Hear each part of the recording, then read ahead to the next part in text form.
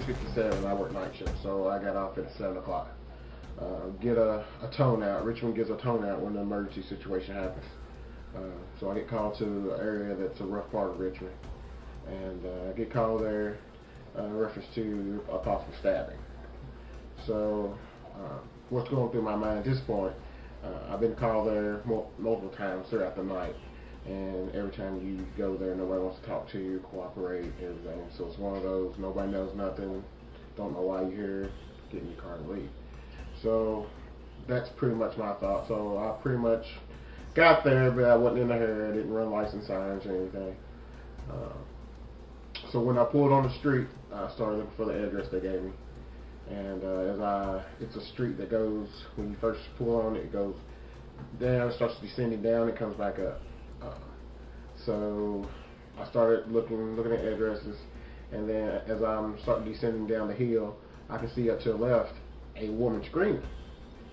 So I was like, I called out, I think I found them. As I looked, she was pushing a guy down the steps, and he was running back up. She'll push him down the steps again, he'll run back up. And they were yelling at each other. She was like, get out of here, get out of here.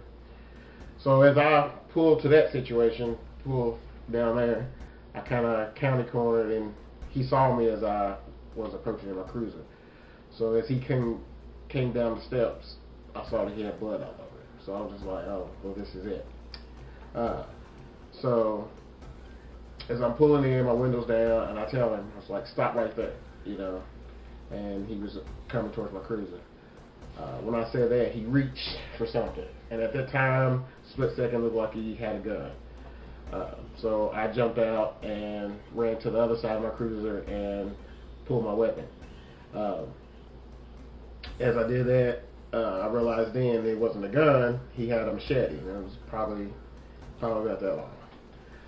And it was covered with blood, along with him. So I tell him, drop the knife, verbal commands, drop the knife, and he's still advancing me. He wouldn't say nothing, but you could see the veins in his neck.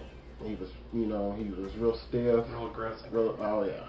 And he had veins in his head, and he just kept advancing me. I kept backing up, and I told him twice, drop the knife or I shoot. And he just kept advancing me. So at that time, I shot once, and I hit him in the chest. And at that moment, I think this answer is probably going to answer another question. At that moment, just like everything slowed down.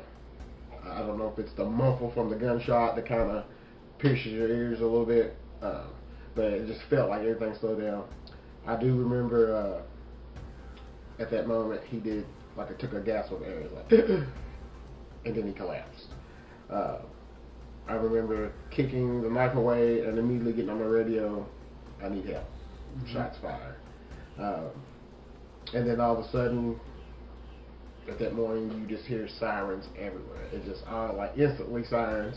And then it felt like real time came back in. So it's like slow down, and then like real time.